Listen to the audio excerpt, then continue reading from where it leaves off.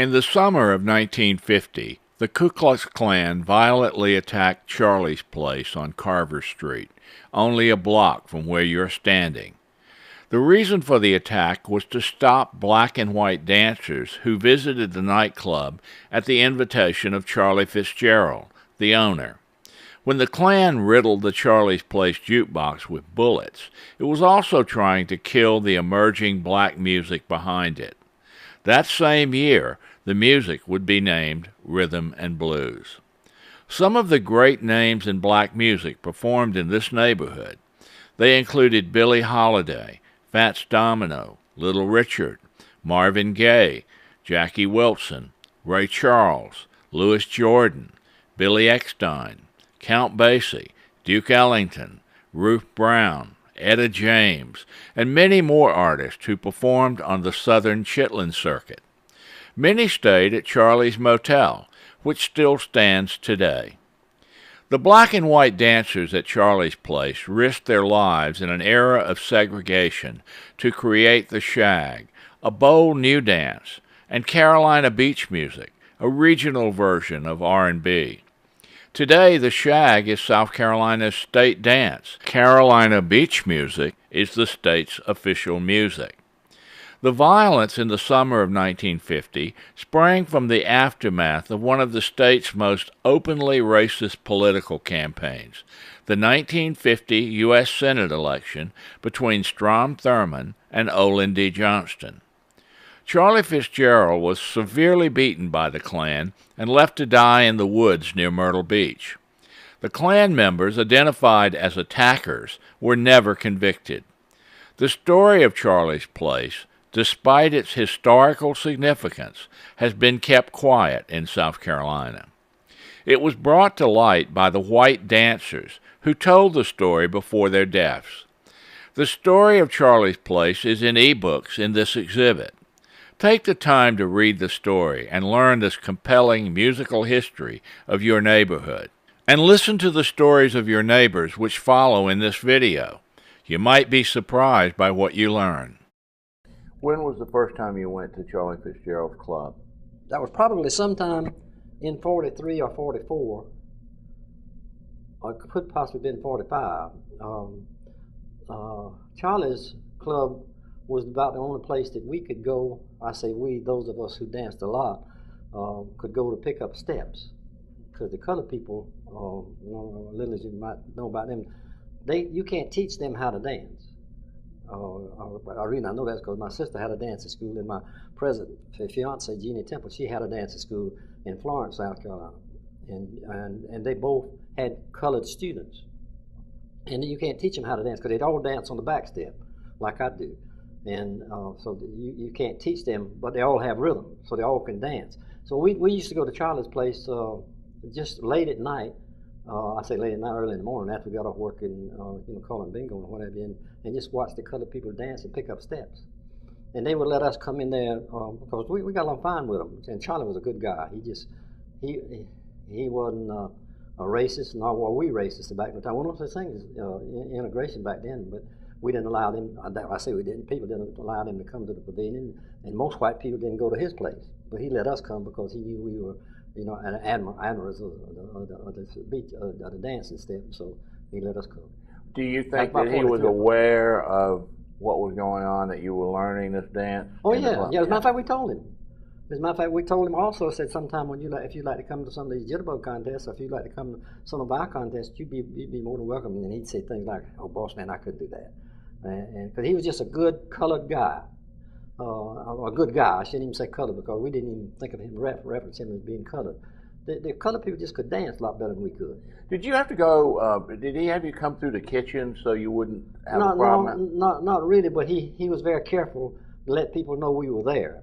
And if you didn't have Charlie's permission to be there, you could get hurt. As a matter of fact, my fiance Jeannie Temple, she was in that. She happened to be at Atlantic Beach when they had that KK. She happened to be riding in one of the convertibles by mistake, and the guy some of the people in her group, one of them got his ear shot off. If you didn't get Charlie's permission as a white guy to be over at Atlantic Beach, or particularly in his club, he was very dangerous. What was he like personally? Just like you and I talking to you now. he would never mention anything about colored or whites. He would talk about dancing as such. We talk about he wasn't that great a dancer, but all colored people could dance, but he couldn't identify what he did.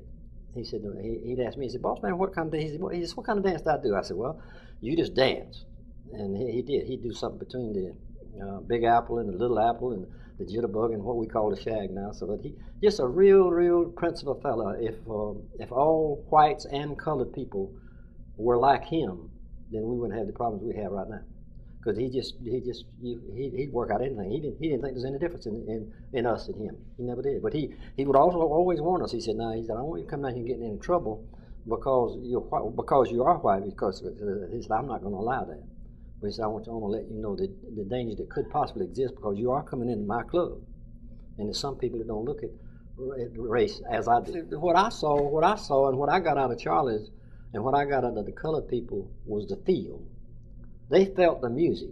And the name, the Dirty Shag, is a nomenclature sounded kind of like what the girls' mothers would do. They called it that when they didn't want the girls dancing with us. But our intent wasn't anything dirty about the shag. It was the feeling of the music, and that's what every one of us got from the colored people. The feeling of the music, because they feel music. That's why they can dance, and that's why you can't teach them. Because when they feel the music, you can't tell them to go 1, 2, 3, 4 and feel. You can't go 1 feel, 2 feel, 3 feel, 4 feel. You just got to do what you do. You should just feel the music. Do whatever you feel like doing. Well, if they feel like wiggling when they're feeling the music, that's what they call dirty. And it never was our intent to create a dirty shag or a dirty dance. And it wasn't the colored people's intent, because they do it in church, for goodness sakes. I mean, in church, they get right down with it. You think they were really getting with it, but they were just feeling the music. Everybody would come to Myrtle Beach, Conway, Myrtle Beach, North Myrtle Beach, and would come to Myrtle Beach. You couldn't hardly find a parking space. But Charlie had a decent parkway. Most people couldn't park. They parked side the road. But everybody went to Charlie because he had a patio and he had a pretty good club, and he had just about most of the things that we need, young people would like to have. And I remember he usually booked a lot of guys out of Charleston they called the Carolina Stumpers. Those were musicians. Mm-hmm. But what he did, after the business boom, he started getting big bands. Right. The first band I know he brought here was Little Richard. Mm-hmm. And at that time, he was just starting out. But after that, then he had Buddy Johnson, his sister Ella Johnson, and had his male vocals with Arthur Price out. He had another band they called Bull Moose Jackson. Then they had, what the lady named that weird flowers in her hair? Billie Holiday. Well, back in the day, there was a gentleman called Jerome Thomas. Used to run the Friendly Barber Shop, which is still in existence. Back in that time, he had a pool room right next door to his barber shop. And we had a place on the beach called Whispering Pine. A lot of people know it as Charlie's place.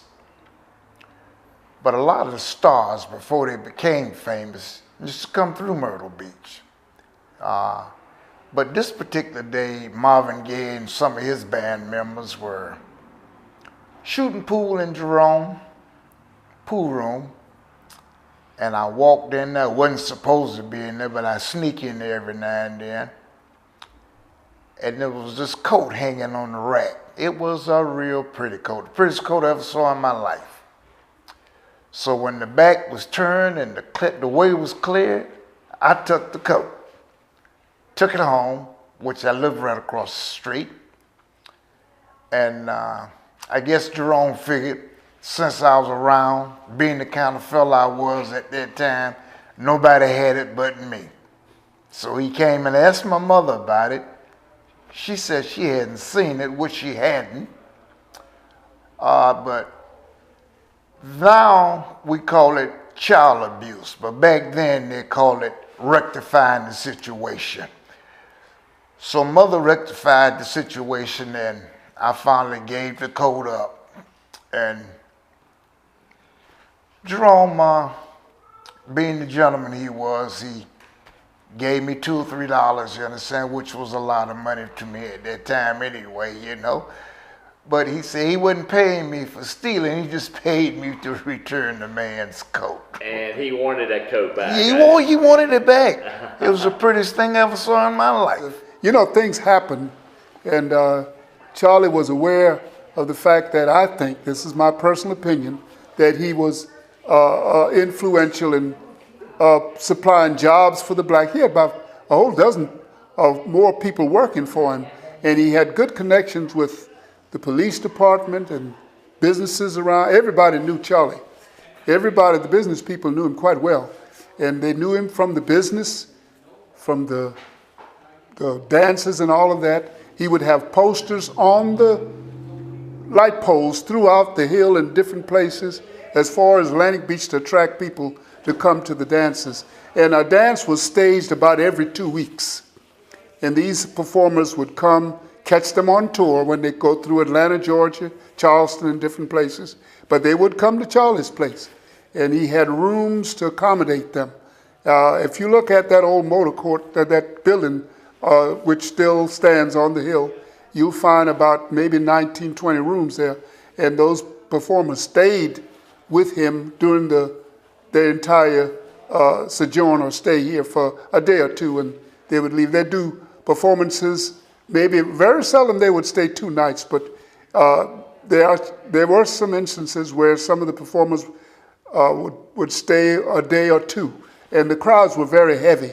You couldn't drive on the hill because it was not paved. There were a lot of people all in the streets, as I remember, because I heard and saw some of the dances and the bands and the performers. So it was a pretty congested area. And we were doing pictures here at Charlie's Club in Whispering Pines, and did postcards for Charlie and Whispering Pines. And yeah, you didn't take many of Charlie himself. Is there a reason for that? He was not a character that liked to have his picture made. Especially after the debacle with the Ku Klux Klan, right. When he lost part of his ear. And but Charlie was an amazing guy. You know, if you didn't see him in person, you'd almost think he was a white guy. Right, right. And Charlie he made a lot of money, and he was financially independent. Mm-hmm. And the thing about Charlie was he was highly respected throughout the Myrtle Beach community, including most of the white fellows and the white business community. And I know for a fact that a lot of those white men borrowed money from Charlie. Wow, wow. Charlie was sort of a banker. Yeah. Do you think he realized what a cultural impact he was having by inviting the white kids to that club? I don't believe he did. He was just a good-hearted fellow who just loved black music. Mm-hmm. Little did we know, we didn't really call it beach music back in the late 40s and 50s.